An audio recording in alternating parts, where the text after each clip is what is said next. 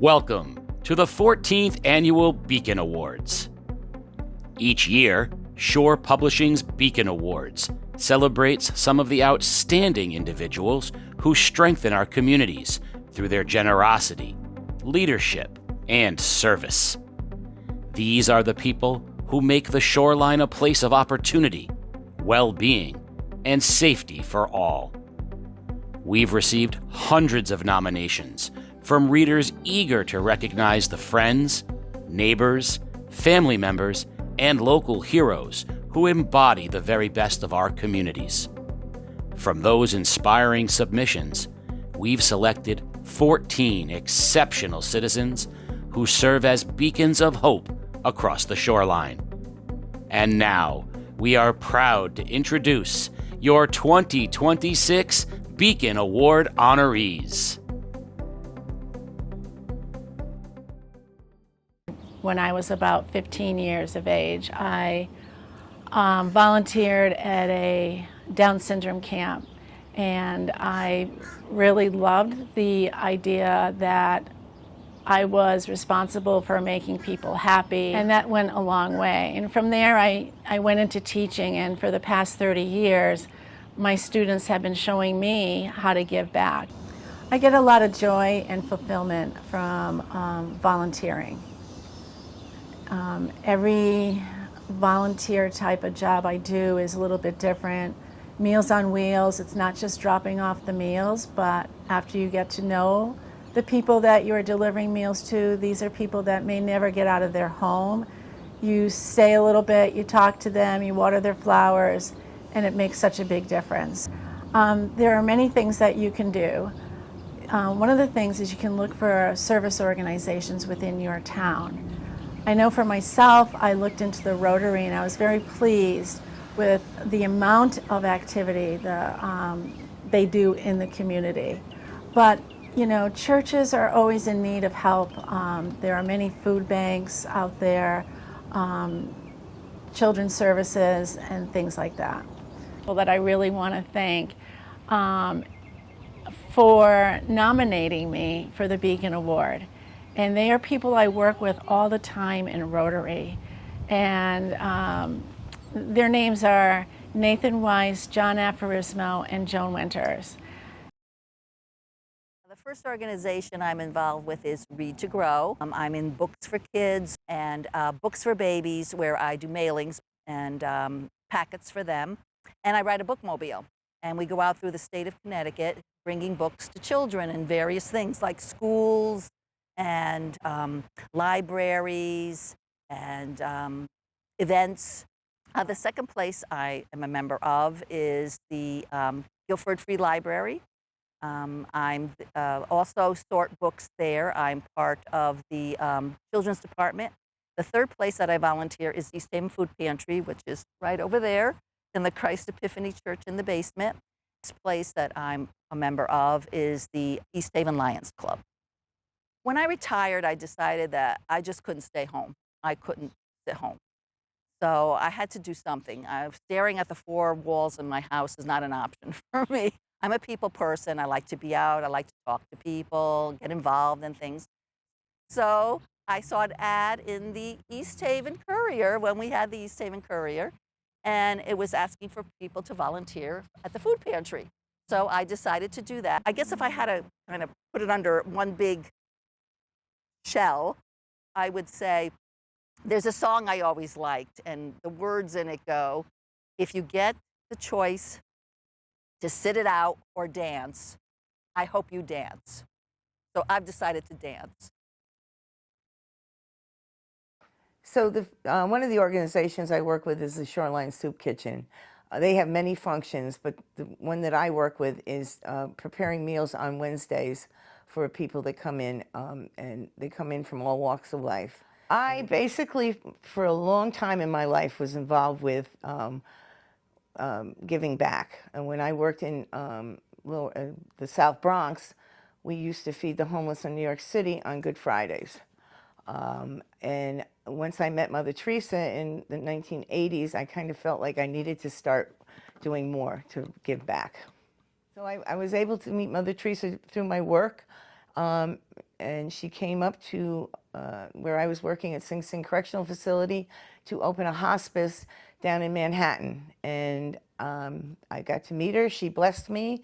And the next day was Christmas Eve, and I processed them in to go down to her hospice. And volunteerism is needed out there, especially nowadays. A lot of programs are being cut back, and you get a lot out of it from your heart. You get a lot out of doing it. And I would recommend it to anybody, and anybody can contact me, and I will encourage them and steer them in one of the directions.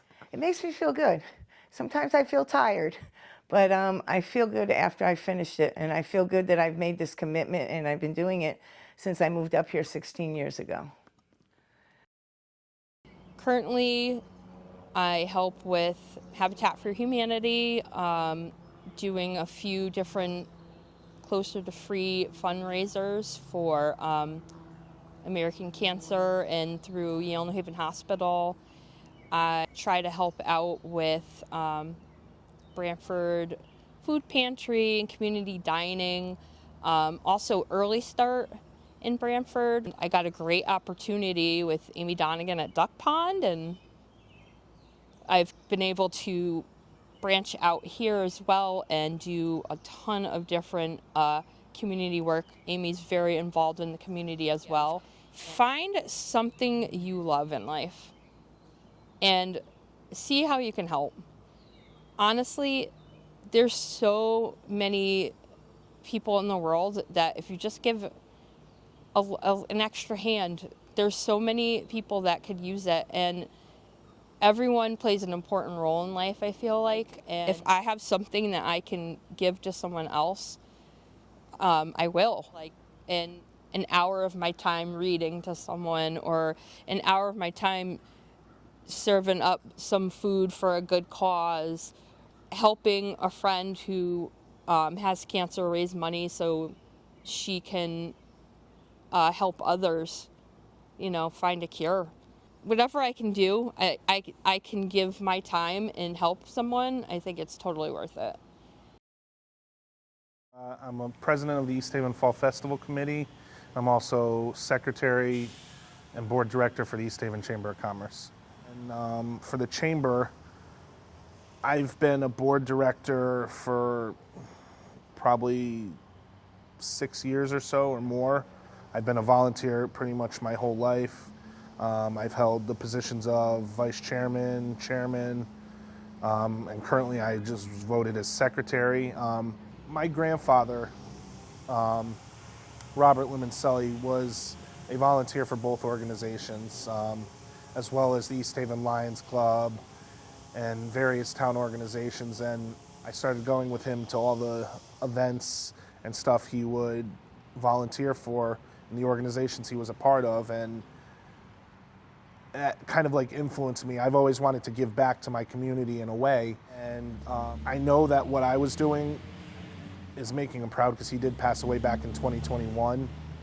So he was the reason why I do everything I do today. Interested, all the organizations in East Haven are wonderful. Just ask a question, say how can I get involved, go to town hall, you can use the Chamber's website. We have a lot of nonprofit members there. Take the time to do that if you can, because it's rewarding, and you'll like to see like the gratitude that people have for the work that you're doing.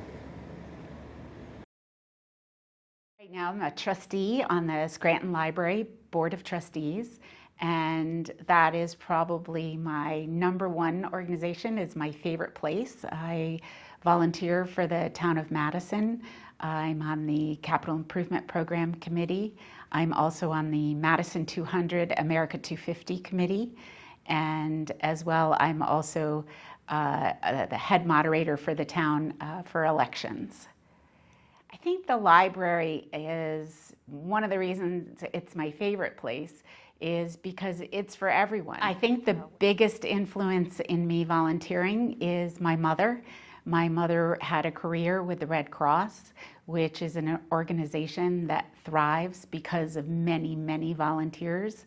When I was a teenager, she had to open a shelter for a neighboring town where there was an ice storm and the entire town was without power. I think the first time I volunteered as an adult was with a library, and it was with the Friends group of the library, and I just learned how important libraries are to communities, and so that kind of led me into the volunteer world. And the towns really rely on people to volunteer, so just ask someone.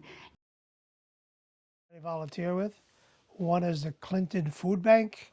The second volunteer that I do is with Charlie's Closet. Third one is they just started with a thing called Chloe's Closet.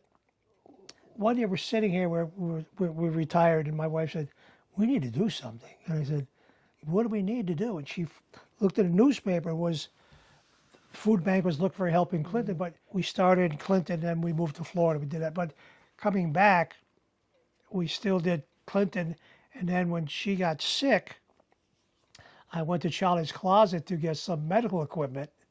And then when she passed away, I returned the medical equipment back and asked if they needed a volunteer. You know, there's so many organizations out there that need volunteers. Just go and try it. You might like it. It makes you feel good to see someone else happy with a certain item that they received, you know, just like, it's really good stuff. It really is. Find something to do. Just get out of the house. You know, just get out of the house. That's all. Yeah. Life is too short, you know? But yeah, I'm going to keep on going. I'm healthy enough. I'm going to keep doing it. So my motto, go with the flow and ride with the tide. That's all you got to do, you know? Absolutely. Keep going. I am the president of the Joe Abate Charitable Foundation, and it was started in honor of my husband, Joe Abate, who passed away 5 years ago now from cardiac arrhythmia. So the organization works with babies and children in general born with congenital heart defects, because that is the most common birth defect. Every 1 in 100 babies are born with a congenital heart defect, and then 25% of those babies born with it will need a life-saving surgery or multiple surgeries in their future. So overall, my volunteer work in this way and being involved in the community did come really with Joe's death and everything, but it just opens your eyes, because you don't think it's going to happen to you, and it does. And then you realize how many other people around you are going through something, and they need help, they need support too. So being able to make a difference in Joe's name and for the lives of these babies and their families, it changes your perspective on things. And so it's now a part of me forever. I would like to thank Dawn Parati, because she nominated me for this award, and I am really humble, but she's also been an avid volunteer for us. And there's so many people in our community that have been supportive from day one, even when they weren't sure of the cause, and they're learning about themselves. You know, CHD, that's congenital heart defect and disease, is not necessarily a well-known defect, but it's so common. And so the more people learned about it, the bigger support they brought in as well. And I'm grateful to our board members and to the community members who continue to support us year after year. Hi, my name is Tristan Keekle, and I am involved in animal rescue. I'm a Yale University police officer full-time. And being on the front lines, I've come across a lot of animal situations where animals need help, whether they're strays or people's pets. So I took it upon myself, working with my department, to get my animal control certification. People don't realize that because of COVID and vets weren't spaying and neutering animals, it set us back really, really bad. And the cat population is out of control on the streets. The major cities, the euthanasia rates are very high. There's such a need for people to just kind of step in and do their part. I mean, even if you have a small bathroom, housing an animal for a couple days could save its life. And I just got into it myself, more in the domesticated animal aspect with dogs and cats. I started rescuing them at a young age. I just fell into it. And then when I became a police officer, I worked so closely with the community that I started helping families that needed help or with limited resources, or they didn't know what kind of resources were out there. So I kind of advocate for the animals and the people together in the community. So it just fell into my lap, but I guess I would say it's a passion of mine. Well, I belong to the Ladies Guild in St. Mary's Church. I volunteer at the blood drives. I collect clothing and blankets and stuff for the needed people. I cook food to send down to New Haven for the homeless people, homeless shelters. Domestic violence, I think probably I've done over almost 1,000 gift bags over the last 10, 15 years for the ladies, for the battered women's shelters. Do that. You know, go to the Veterans Hospital, pick up patients if you have to, sometimes at the Yale, and then take them back home if they haven't got a ride, take them to the dentist, things like that. Just generally, people that need help, I'm around, and I'm fine. I get a telephone call, or I just volunteer. It makes me feel good that I can help other people, because we're kind of blessed with our life today, and it's good to help out people that need the help. Very simple. I volunteer at the community dining room, and we have a consignment shop in Branford here, and the money goes to the town of Branford. So I volunteer at that. A lot of this we do together. You know, I assist him. He helps me. He takes me places I have to go to help people or things like that. You know, we just work together a lot. We're very compatible that way. You know, around Christmas time we get very busy. But yeah. Her Women's Guild does a lot of cookies for the church and for sale. And I'll be down there at the hall, and they'll say, we need somebody just to pack stuff up and get it together. I'll help them when I can. And we have other nights too that'll volunteer. So we kind of help each other back and forth. It's kind of nice. Yeah, it really is. It's rewarding. Yeah. It just feels good to have a partner and to be with him together. I know if I need him for something, he's there, and he knows if he needs me for something, I'm there to help him, and that's how it should be. It's give and take, all the time. He takes the vet fishing, does that, things like that. Yeah, we do that every year. That's an annual thing of the nights that we do the vet program. And the thing that really surprised me, a couple of years ago, we started getting women vets. And that's fairly new into our program. So the vets come from all over the greater Connecticut. Just go out there and do it. It feels good. Don't have time to get sick, so worry about ourselves. We're too busy. That's the truth. We're busy, yeah. You keep it. Nice feeling. I go by what my father told me as a kid. He said to me, Ginny, you got talents. And what you should do with those talents, use them yourself, enjoy them, but you must share them. You must share them wherever you are. So I became a school teacher, and that's what you do. When you teach, you give of yourself. And then when I retired, I must continue doing that. So I volunteer, or am a volunteer, with the Friends of Outer Island. And I've been in that organization since the beginning. In fact, I was part of the founding of it 26 years ago. I wear today my proud pin from Faulkner's Light Brigade, which is what I did in the 90s. Faulkner's is the island that's actually the watchdog for the sound, but also is the place that the endangered roseate terns nest. And I worked hard on the Faulkner's Light Brigade in the 1990s, and it lives on today.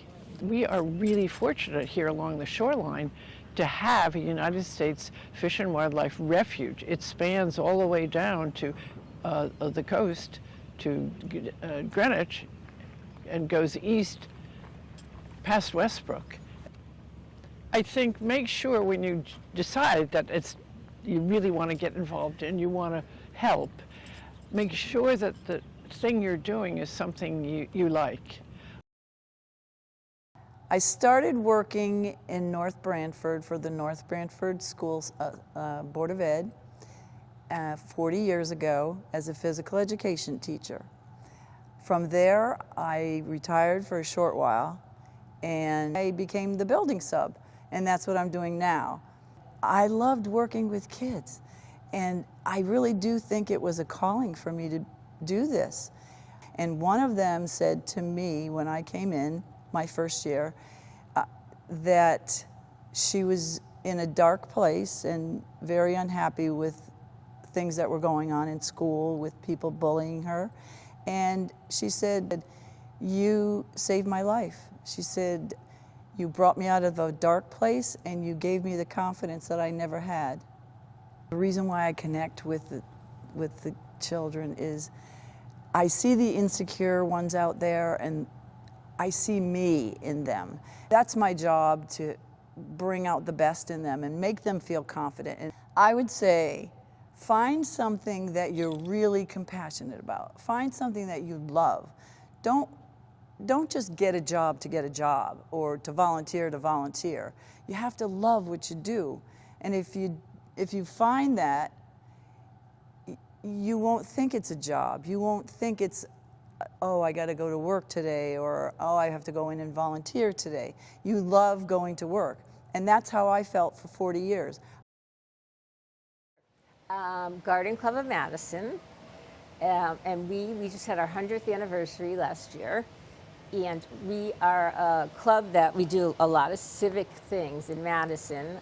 Was involved in the garden therapy program for people that were in like nursing homes or rehab. The person to thank for my sense of volunteering really is my daughter, Grace.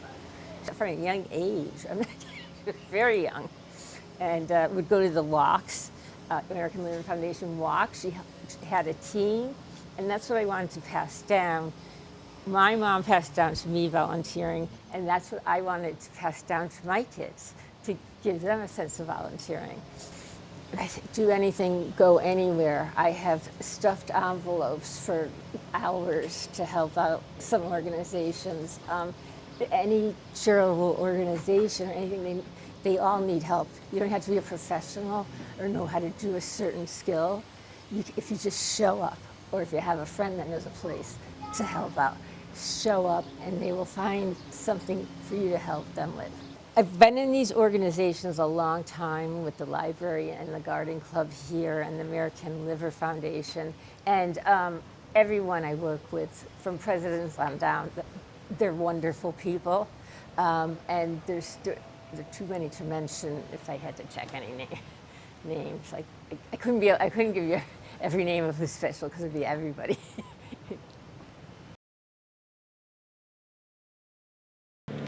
Oh no, the garbage truck. As long as I use my hands. I use my hands a lot. I'm not even Italian.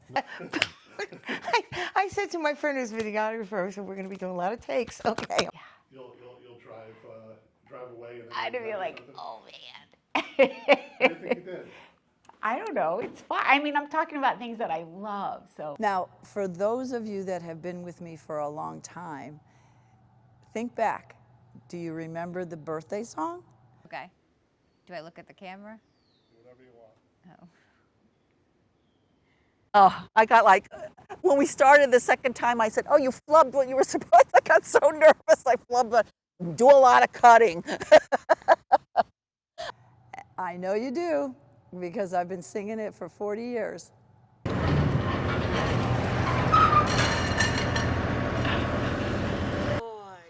look at the camera and speak. Sit. Come here. Sit. No. He's like, no, I didn't get a treat. It's time to play. Birthdays are special days. They come but once a year. Every day's a special day, 'cause it's somebody's birthday, their first day on Earth Day. So let's give them a cheer. Is that light supposed to be on?